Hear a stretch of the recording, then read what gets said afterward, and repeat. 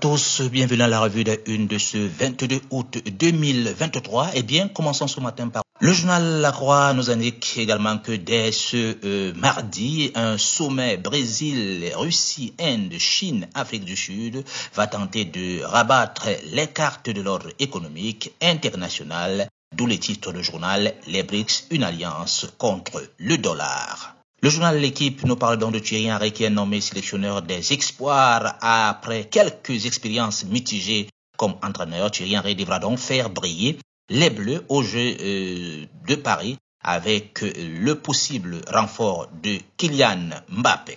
Direction la Belgique avec le soir de la Belgique qui nous parle également à la recherche d'un sud global. Eh bien, au 15e sommet des BRICS qui s'ouvre aujourd'hui à Johannesburg, Brésil, Russie, Inde, Chine et l'Afrique du Sud qui rêvent de construire une alternative à l'influence occidentale. Il y a également l'édito sommet des BRICS. Combien de temps serons-nous encore incontournables?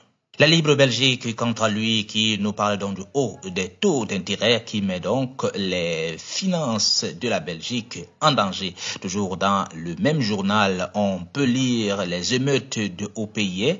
Les morts de George Floyd et de Naël ont donc alimenté une remise en cause récurrente de la police, nous dit le journal La Libre Belgique de ce matin.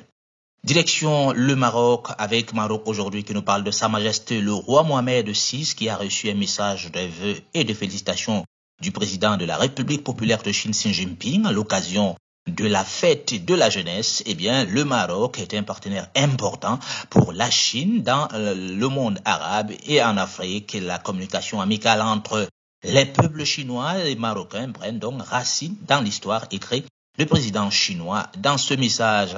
En tout cas, ces dernières années, les relations entre les deux pays n'ont cessé d'évoluer à haut niveau sous notre conduite commune avec une confiance politique mutuelle renforcée et une coopération pratique dans tous les domaines qui a accompli des réalisations considérables, souligne le président Xi Jinping, ajoutant que les deux pays ont préservé la communication, la coordination et la collaboration étroite autour des affaires internationales et régionales.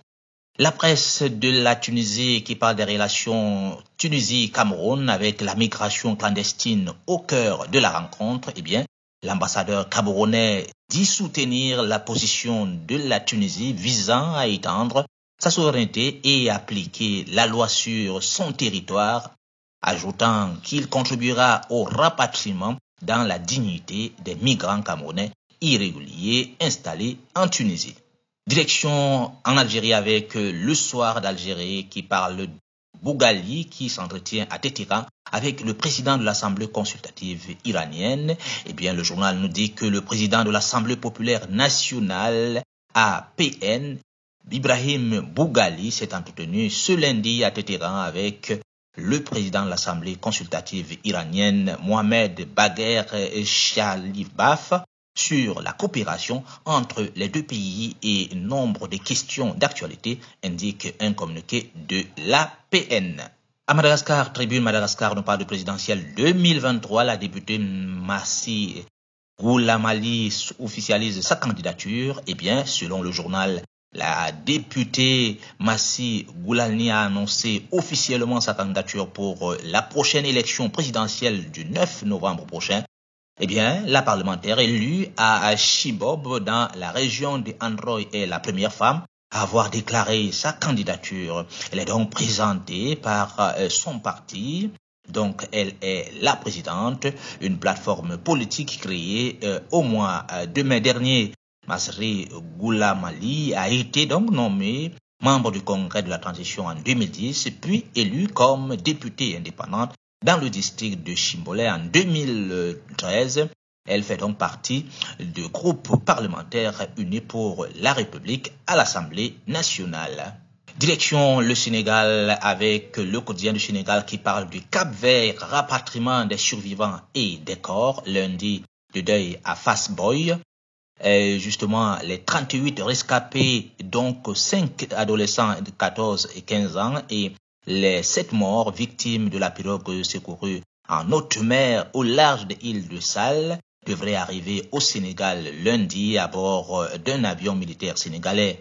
Ce même avion était arrivé sur l'île de Sal ce week-end avec une délégation envoyée par le gouvernement sénégalais, conduite donc par la ministre auprès de la ministre des Affaires étrangères chargée des Sénégalais de l'extérieur et la ministre de la Santé dans le but de vérifier sur place la situation sanitaire de leurs compatriotes et les rapatrier dans les meilleures conditions logistiques possibles. En Côte d'Ivoire, le journal Le Jour Plus qui parle des sénatoriales du 16 septembre 2023 et là-bas plusieurs candidatures rejetées par la CI hier. Et puis dans le journal on lit les raisons, les personnalités et les localités concernées. Toujours en Côte d'Ivoire, le journal Le Bélier qui parle du scandaleux coup de tonnerre, la CI qui rejette la candidature du maire sortant Denis Kaziong. Et puis, toujours dans le même journal, on parle des municipales du 2 septembre prochain du côté de Port-Bouet. À la Quadio Rémy, et le vœu le plus cher de Bédier est que le PDCI retrouve le pouvoir. Direction le Tchad avec le journal Al-Wida qui parle donc du porte-parole du commandant en chef des forces armées libyennes. Le général de division Ahmed Al-Missari a donc accordé un entretien exclusif à la télévision d'Al-Mala. Dans cet entretien, il exprime son point de vue sur l'entrée de l'armée tchadienne sur le territoire libyen, soulignant que cela nécessite l'approbation du commandant en chef des forces armées libyennes. De plus, le général Al-Missari affirme que son pays a renforcé la sécurité le long des frontières entre les deux pays. En Centrafrique, le journal Corbeau News nous parle des hippopotames dévastateurs, un défi pour les agriculteurs de Bossangoa. Eh bien, le journal qui parle dans cette pittoresque préfecture de Ouem, précisément à Bossanga, une triste situation suscite l'inquiétude parmi les agriculteurs qui dépendent des terres riveraines de la paisible rivière Oulam. Cette région, autrefois un havre de tranquillité pour les fermiers locaux, est aujourd'hui le théâtre d'une lutte désespérée contre les dévastations causées par les imposants habitants aquatiques, les hippopotames. Direction le Gabon avec le journal Gabon Review qui parle du Gabon avec Ange Kevin Zingou qui dénonce le bulletin unique devant la Commission africaine des droits de l'homme. Eh bien, selon le journal, dans une requête adressée à la Commission africaine des droits de l'homme, l'avocat et opposant gabonais Ange Kevin Zingou conteste le récent décret électoral qu'il juge antidémocratique. Il dénonce également un passage en force au pouvoir à 3 semaines du scrutin présidentiel.